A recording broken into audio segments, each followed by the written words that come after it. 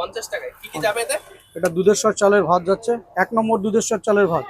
নম্বর দুধেশ্বর চালের ভাত। হ্যাঁ, দুধেশ্বর চালের ভাত, কিন্তু দুধেশ্বর অনেক রকম থাকে, ঠিক আছে? 50-48 থেকে স্টার্টিং হয়, ঠিক আছে? এটা একদম টপ নচ, মানে একদম 1 নম্বর দুধেশ্বর চালের ভাত হবে, ঠিক আছে? আর এখানে যাবে একদম, আজকে যেহেতু শনিবার, একদম দেখতে পাচ্ছ ঘন মুগ ডাল, দেখতে পাচ্ছ? মানে এটা কি কুমড়ো দিয়ে? এটা কুমড়ো দিয়ে আছে মুগ ডাল। বাহ। আমাদের ডেলি চেঞ্জ হয়। হ্যাঁ, আমাদের এই ডালের মধ্যে ওই ভাতের ফ্যান, জল বা ময়দা বা আটা ওই রকম কোনো সিস্টেম নেই। মানে খাবার খেলে একদম বুঝতে হবে। ঘরোয়া খাবার, তাই তো? একদম ঘরোয়া খাবার, আমরা এটা ঘরের থেকে আমরা খেয়েও আসি, আমিও ঘরে খেয়ে আসি।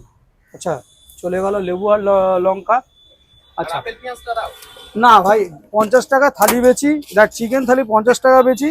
মনে হয় তো কলকাতা শহরে কেউ বেচে কিনা আমি জানি না, আমি মানে তর্কে যেতে চাই না, কেউ বেচলেও বেচতে পারে, না, অনেক পরোটাওয়ালারা বলে যে 50 টাকায় নাকি চিকেন ভাত পাওয়া যায় জানি না। কলকাতার বাজারে। আমি কন্ট্রোভার্সির মধ্যে যেতে চাই না, হয়তো দিতে পারে। দাদা গুঁড়ো দাও। সোয়াবিন যাচ্ছে, হ্যাঁ, একদম দেখতে পাচ্ছ। আর আমাদের এখানে নিউট্রেলার সোয়াবিন ইউজ হয়, লোকাল সোয়াবিন কোনো ইউজ হয় না। লোকাল সোয়াবিন মার্কেটে 100 টাকা 90 টাকা অনেক কিছু পাওয়া যায়, এটা হচ্ছে 150 টাকা কিলো, ঠিক আছে? গেল। এবার নেক্সট হচ্ছে যাচ্ছে চিকেন। চিকেনে আমাদের এক একদিন এক এক রকম প্রিপারেশন হয়। আজকে কি হয়েছে এটা? হ্যাঁ, সলিড দিচ্ছি না, চিকেনের নর্মাল কারি আমাদের হয়েছে। এরকম চিকেনের পিস দেখো, 70 গ্রামসও থাকে, কখনো 60 গ্রামসও থাকে, আচ্ছা, ঠিক এক আছে? piece করে?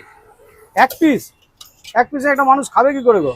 দু পিস? দু পিস, এত বড় বড় সাইজের চিকেন? একদম মাত্র একদম। 50 টাকা? হ্যাঁ, আর নিন্দুকেরা অনেক রকম কথা বলতে পারে। না গুরুদা, এটা আমার সঙ্গে সামনে চলে যাবে, কোথা দিয়ে চিকেন নেয়, লাইভ দরকার হলে দেখিয়ে দেবো, কোনো এটা অসুবিধা কি নেই। জান ছাত্র নাকি বিজনেস করছো? বিজনেস করছি, আমার হয়তো এই প্লেটটার মধ্যে হয়তো 1 থেকে 2 টাকা থাকবে ভাই, যেটা বাস্তবে দোকান ছুঁয়ে বলছি, ঠিক আছে? সবার সামনে ব্রাহ্মণের ছেলে পৈতে ধরে বলবো, পৈতে ছুঁয়ে বলছি, এতে গন্ধ বুঝবে।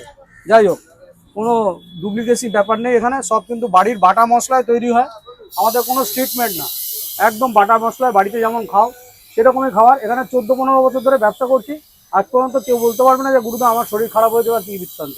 যারা সব কিন্তু পার্মানেন্ট কাস্টমার আমার এখানে। চলো।